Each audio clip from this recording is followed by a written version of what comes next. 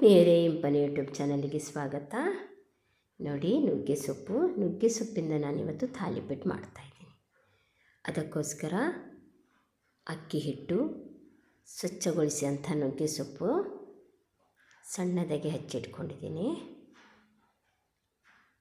ಅಕ್ಕಿ ಹಿಟ್ಟನ್ನು ಹಾಕುವಂಥದ್ದು, ಹಾಗೆ ಸ್ವಚ್ಛಗೊಳಿಸಿದ ನುಗ್ಗೆ ಸೊಪ್ಪಿನಲ್ಲಿ ಕ್ಯಾಲ್ಸಿಯಂ ಇರೋದರಿಂದಾಗಿ ಆರೋಗ್ಯಕ್ಕೆ ಉತ್ತಮವಾಗಿದೆ. ಸಣ್ಣದಾಗಿ ಹಚ್ಕೊಂಡಿರುವಂತಹ ಈರುಳ್ಳಿಯನ್ನು ಹಾಕೋದು, ಹಾಗೆಯೇ ಹಸಿಮೆಣಸಿನ್ಕಾಯಿ ಬೇಕಿದ್ರೆ ಹಾಕೋಬೋದು, ಹಾಕಲೇಬೇಕಂತ ಏನೂ ಇಲ್ಲ. ಕೆಲವು ಕಾಯಿ ತುರಿ ಕೂಡ ಹಾಕ್ತಾರೆ, ನಾನಿಲ್ಲಿ ಇವತ್ತು ಹಾಕಿಲ್ಲ. ಮತ್ತು ರುಚಿಗೆ ತಕ್ಕಷ್ಟು ಉಪ್ಪನ್ನು ಹಾಕೋದು, ಮತ್ತು ಸ್ವಲ್ಪ ಜೀರಿಗೆಯನ್ನು ಹಾಕುವಂಥದ್ದು. ಜೀರಿಗೆ ಕೂಡ ಆರೋಗ್ಯಕ್ಕೆ ಉತ್ತಮವಾಗಿದೆ ಅಲ್ವಾ? ಹಾಗೆ ಕಾಳು ಜೀರಿಗೆಯನ್ನು ಹಾಕ್ತಾಯಿದ್ದೀನಿ. ಬೇಕಿದ್ದರೆ ಇಂಗು ಕೂಡ ಹಾಕೋಬೋದು, ನಾನಿಲ್ಲಿ ಇಂಗು ಹಾಕ್ತಾಯಿಲ್ಲ.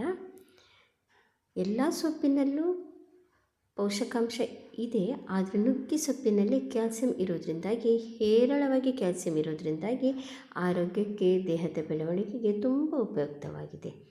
ಹಾಗೆ ನೀರು ಹಾಕಿ ಕಲಸುವಂಥದ್ದು. ಆಮೇಲೆ ತಾಲಿಪೀಠ ಮಾಡಲಿಕ್ಕೆ ಸಣ್ಣ ಉಂಡೆ ಈ ರೀತಿ ಮಾಡಿಕೊಳ್ಳುವಂಥದ್ದು. ಹಾಗೆ ನುಗ್ಗೆ ಸೊಪ್ಪಿನ ಬದಲು ಬೇರೆ ಸೊಪ್ಪುಗಳನ್ನು ಕೂಡ ಹಾಕ್ಕೊಳ್ಬೋದು. ಹಾಗೆ ಬಾಳೆ ಎಲೆಯಲ್ಲಿ ಇದನ್ನು ತಟ್ಟುವಂಥದ್ದು. ಹಾಗೆ ತಾಲಿಪೀಠ ತಟ್ಟಲಿಕ್ಕೆ ಅಂತ ತಾಲಿಪೀಠ ಕವರ್ ಅಂತಲೇ ಸಿಗುತ್ತೆ, ಅದರಲ್ಲಿ ಕೂಡ ತಟ್ಬೋದು. ನಾನು ಬಾಳೆ ಎಲೆಯನ್ನು ಉಪಯೋಗಿಸ್ತಾ ಇದ್ದೀನಿ. ಬಾಳೆ ಎಲೆಗೆ ಸ್ವಲ್ಪ ಎಣ್ಣೆಯನ್ನು ಹಾಕಿ ತಾಲಿಪೀಠ ತಟ್ಟುವುದು. ನುಗ್ಗೆ ಸೊಪ್ಪಿಂದ ಅನೇಕ ಬೇರೆ ಬೇರೆ ಖಾದ್ಯಗಳನ್ನು ಮಾಡ್ಬೋದು. ತೊವ್ವೆ ಮಾಡ್ಬೋದು, ತೊಗರಿಬೇಳೆಯನ್ನು ಬೇಯಿಸಿ ಅದಕ್ಕೆ ನುಗ್ಗೆ ಸೊಪ್ಪನ್ನು ಹಾಕಿ ಒಗ್ಗರಣೆ ಕೊಟ್ಟರೆ ಊಟಕ್ಕೆ ತೊವ್ವೆ ತುಂಬ ಚೆನ್ನಾಗಿರುತ್ತೆ. ಹಾಗೆ ತಾಲಿಪೀಠನ್ನು ತಟ್ಟೋದು. ನೋಡಿ, ಎಲ್ಲ ತಟ್ಟೆ ಆಗಿದೆ. ಈಗ ಇದನ್ನು ಸಣ್ಣ ಉರಿಯಲ್ಲಿ ಕಾಯಿಸುವಂಥದ್ದು. ತಾಲಿಪೀಠ ದಪ್ಪ ಆಗಿರೋದ್ರಿಂದಾಗಿ ತುಂಬ ಹೊತ್ತು ಬೇಕಾಗತ್ತೆ. ಹಾಗೆ ಸಣ್ಣ ಉರಿಯಲ್ಲಿ ತಾಲಿಪೀಠನ್ನು ಕಾಯಿಸುವುದು. ಹೀಗೆ ಬಾಳೆ ಎಲೆಯಿಂದ ನಿಧಾನವಾಗಿ ಬಿಟ್ಕೊಳ್ಳುತ್ತೆ. ನೋಡಿ, ನೋಡಲಿಕ್ಕೆ ಎಷ್ಟು ಚೆನ್ನಾಗಿ ಕಾಣ್ತಾ ಇದೆ, ಹಾಗೆ ಆರೋಗ್ಯಕ್ಕೆ ಕೂಡ ತುಂಬ ಒಳ್ಳೆಯದಲ್ವ. ಹಾಗೆ ನಾನು ಹೇಳ್ತಾ ಇದ್ದೆ ಬೇರೆ ಸೊಪ್ಪಿಂದ ಕೂಡ ಮಾಡ್ಬೋದು ಅಂಥೇಳಿ, ಯಾವ ಸೊಪ್ಪು ಕೂಡ ಹಾಕ್ಬೋದು.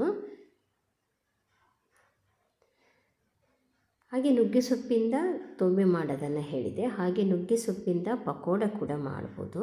ಹಾಗೆ ನುಗ್ಗೆ ಸೊಪ್ಪಿಂದ ಚಟ್ನಿ ಮಾಡ್ಬೋದು, ಊಟಕ್ಕೆ ತುಂಬ ಚೆನ್ನಾಗಿರುತ್ತೆ. ಹಾಗೆ ನುಗ್ಗೆ ಸೊಪ್ಪಿಂದ ಚಟ್ನಿ ಪುಡಿ ಕೂಡ ಮಾಡ್ಬೋದು. ಚಟ್ನಿ ಪುಡಿಯನ್ನು ಕೂಡ ಇನ್ನೊಂದು ವಿಡಿಯೋದಲ್ಲಿ ತಿಳಿಸುತ್ತೇನೆ. ನೋಡಿ, ಸಣ್ಣ ಉರಿಯಲ್ಲಿ ತಾಲಿಪೀಠನ್ನು ಕಾಯಿಸೋದು.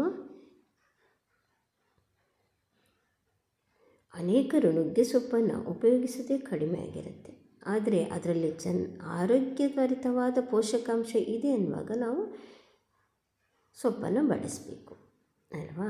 ನಾನು ಕೊತ್ತಂಬರಿ ಸೊಪ್ಪಿನ ಚಟ್ನಿಯನ್ನು ಮಾಡಿದ್ದೆ. ನುಗ್ಗೆ ಸೊಪ್ಪಿನ ಚಟ್ನಿ ಕೂಡ ಮಾಡ್ಬೋದಿತ್ತು, ನಾನಿವತ್ತು ಕೊತ್ತಂಬರಿ ಸೊಪ್ಪು ಇತ್ತು ಅಂಥೇಳಿ ಕೊತ್ತಂಬರಿ ಸೊಪ್ಪಿನ ಚಟ್ನಿ ಮಾಡಿದ್ದೀನಿ. ಚಟ್ನಿ ಕೂಡ ಬೇಕಂತಿಲ್ಲ, ಕೆಲವರು ಬೆಣ್ಣೆ ಜೊತೆ ತಿಂತಾರೆ, ಅಥವಾ ಕೊಬ್ಬರೆಣ್ಣೆ ಹಾಕ್ಕೊಂಡು ತಿಂತಾರೆ, ತುಪ್ಪ ಹಾಕ್ಕೊಂಡು ತಿಂತಾರೆ.